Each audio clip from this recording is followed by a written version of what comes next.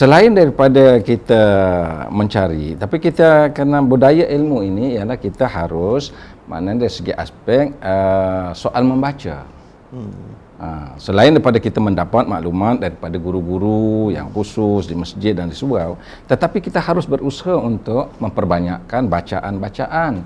Tetapi dari segi aspek bacaan bagi orang Melayu atau orang Malaysia ni, mengikut kajian lah, mengikut apa laporan yang dikemukakan, kita ini ketinggalan daripada Thailand untuk kita mencari ilmu, mencari maklumat secara sendiri, membaca.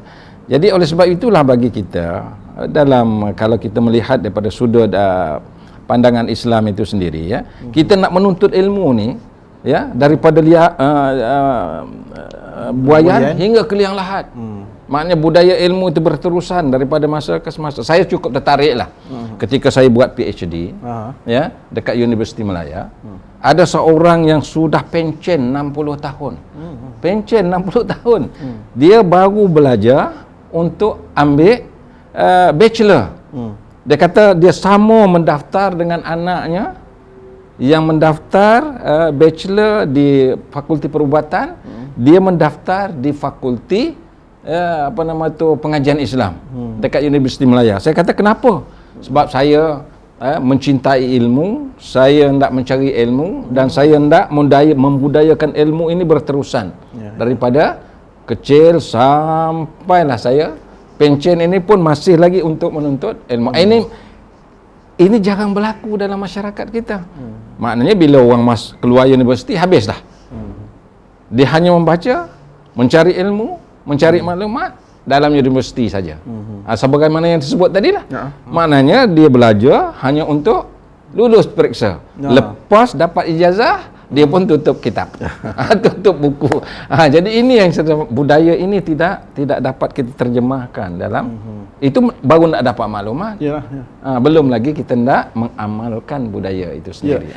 Kalau adalah data-data dari segi bagaimana berilmunya sebuah masyarakat, kita di Asia Tenggara kebanyakan negara-negara ketiga kan. Berapa banyak buku orang Malaysia baca ni? Kalau kita tengok laporan tu, dia 3 muka surat saja. Bukan 3 buku. Bukan. 3 muka surat. 3 muka surat lagi saja. Tu kat Malaysia ke? Tu termasuk saya lah tu kot. Malunya. Kadang-kadang orang hanya membaca lompat-lompat. Bukan baca satu detail gitu kan. Lompat. Oh, muka surat ni sedap, muka surat ni tak sedap. Muka surat ni Tapi maksud secara purata rakyat Malaysia membaca 3 muka surat. Jadi ini yang menyebabkan walaupun kita celik huruf ini memang agak tertinggi ya di di Asia Tenggara ini kan, tetapi dari segi aspek untuk kita menghayati membaca itu agak kekurangan.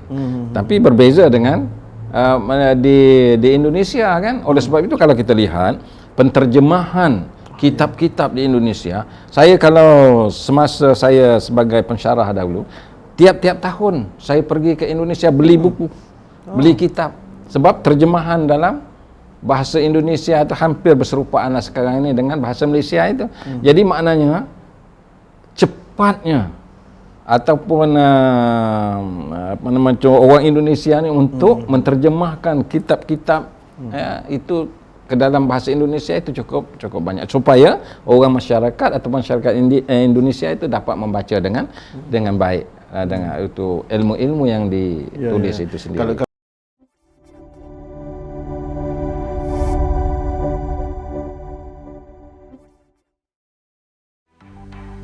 Mencari maklumat dan berita politik yang bebas, kupasan yang tepat, panas. Dapatkannya secara eksklusif hanya di Jom Channel. Komitmen kami, pentasan berita Isnin hingga Jumaat. Berbicara dan isu semasa, kami garapkan secara langsung. Panel-panel berkaliber dan profesional. Interaktif, pandangan anda kami raikan. Jangan lupa bersama kami di setiap hujung minggu dalam edisi khas mingguan.